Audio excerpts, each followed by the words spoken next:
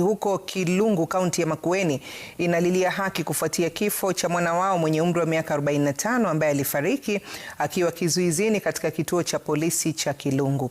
Inasemekana kwamba jamaa huyo alifariki saa chache tu baada ya kukamatwa na polisi ambao walidai kwamba alijitia kitanzi.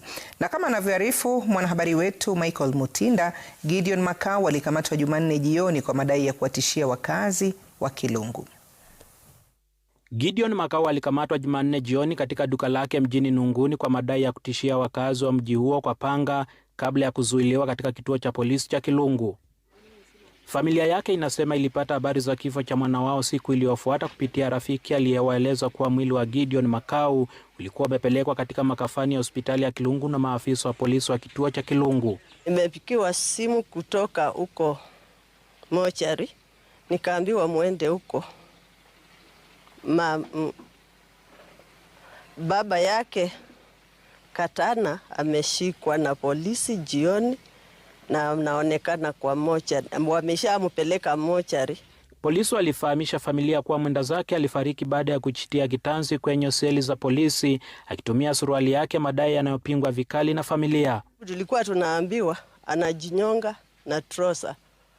Kushika ile trosa iko kwa shingo lake ilikuwa sio tight kabisa, ilikuwa loose. Familia hiyo inashangaa ni kwa nini hawakuitwa kuona mwili wake kabla ya kuondolewa katika eneo la tukio, wakihisi kuna mpango wa kufunika ukweli.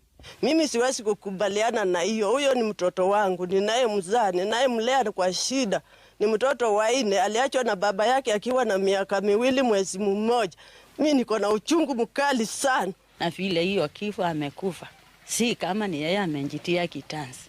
Na kwangu ni kusema nataka haki ifanyike. Wakazi wa eneo hilo wanadai kituo cha polisi cha Nunguni kimekuwa na utepetevu, kwani tukio hilo sio la kwanza.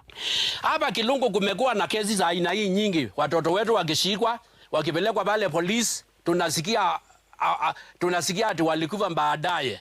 Tunataka wachukuliwe hatua na waondolewe hapa, hatuwataki tena hapa. Tuko na wasiwasi maana hatuna imani na ile police station. Huyo ni mtu wa 3 kufa. Na hakuna siku wenye mtu anaitiwa mtu akiwa hapo kwa station akiwa marehemu. Hakuna mtu amewaitwa. Tunaitangwa akiwa mochari.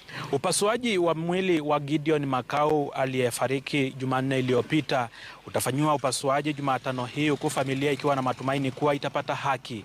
Michael Mutinda, runinga Citizen, Makueni, Kilungu. Na taarifa nyingine zinaarifu kwamba serikali